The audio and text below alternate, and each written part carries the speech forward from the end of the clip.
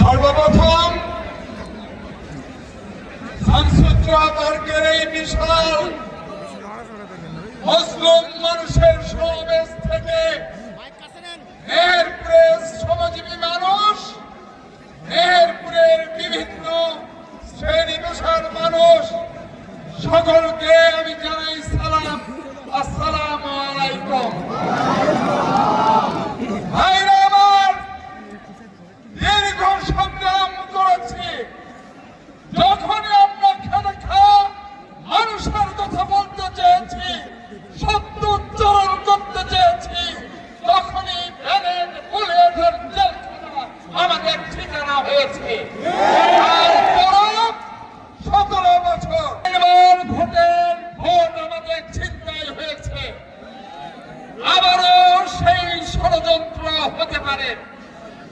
বিভিন্ন ভাবে জনগণের ভোটের অধিকার ছিনতাইয়ের ষড়যন্ত্র চলছে।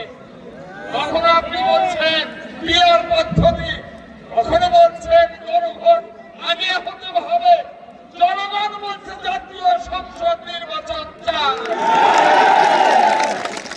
আগে রাষ্ট্রের মালিক হবে জনগণ এবং সেই রাষ্ট্র একাত্তরের চেতনা, গণঅভ্যুত্থানের চেতনা এবং 31 দফার কর্মসূচির ভিত্তিতে নতুন বাংলাদেশ গড়ে তুলবে। ভাইরা আমার, আসিফুর মনোনয়ন পেয়েছে, এই কথাটি আমার বন্ধু জাহাঙ্গীর বলবো, আমি কিন্তু তা বিশ্বাস করি না। আমি মনে করি মেহেরপুরের গরিব মানুষ, মেহেরপুরের খেটে খাওয়া মানুষ, মেহেরপুরের শ্রমজীবী মানুষ, মেহেরপুরের মানুষ সর্বস্তরের মানুষ, এই ধানের শীষকে পাহারা দেওয়ার দায়িত্ব